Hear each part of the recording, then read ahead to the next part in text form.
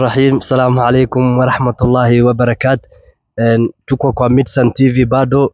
Leo naye tumeamua tumhoji ustadi yetu ama qari wa Masjid Kariokor.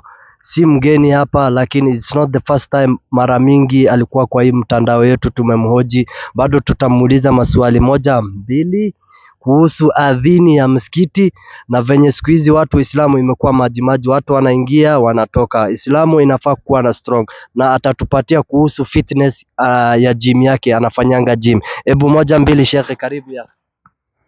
Shukran sana. Assalamu alaikum warahmatullahi wabarakatuh. First, alhamdulillah rabbil alamin wassalatu wassalamu ala rasulillahi sallallahu alayhi wasallam. Baad, nashukuru sana Midsun TV. Si mara ya kwanza, mara moja hivi nimekuwa huko, na hii mara ya pili. Alhamdulillah, tunashukuru zaidi. So ndugu yangu, naweza sema kwanza kuhusu Uislamu. Uislamu ni mtu mwenyewe. Ikiwa wewe utaingia katika Uislamu ni faida yako mwenyewe, ukiwa utatoka ni hasara yako wewe mwenyewe, kwa sababu hauwezi ukamdhuru Allah Subhanahu wa Ta'ala na chochote ikiwa wewe utatoka katika Uislamu, ama haumuongezei chochote unapokuwa katika Uislamu. Naam. Tunashukuru sana.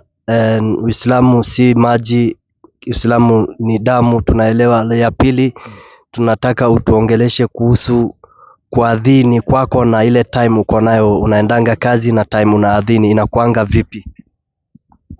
Hiyo ni simple, kwa sababu alhamdulillah niko na time. Ile fajr nafanya adhana, nikimaliza baada ya adhana naingia zoezi kidogo, nafanya mazoezi. Ikifika saa 6 natoka, narudi najiandaa kwa ajili ya dhuhuri. Hivyo nashukuru. Kama tuseme saa 11 adhini, wewe ndio unashikanga, na majioni 3 to 4 nani anakushikianga adhini? Kama almost hapa mnaadhini 4, si ndio? Yeah, naam, naadhini 4 kamili. Then baada ya hapo sometimes niko na classes ya kufundisha personal training. So ile maghrib nikienda, kuna rafiki yangu mmoja ambaye ninaweza nikamwachia kanishikia hiyo maghrib, alafu baada maghrib nitarudi ishai, nitakuwa hapa. Uliambiwa mambo mingi ustadi, wewe mambo yako imekuwa ngumu sana na wewe ndio unachikilia mambo ya security siku hizi, na hiyo nayo tutajie moja mbili. Naam, ni kweli katika huku Kariokor alhamdulillah niko mwadhini, alafu gym trainer, alafu alhamdulillah pia nashikilia kuangalia security, supervisor security hapa Kariokor Estate, na ni ile kujitahidi polepole. Kuna changamoto mingi, lakini alhamdulillah tunazidi kung'ang'ana. Tuambie kuhusu la mwisho fitness ndugu, moja mbili.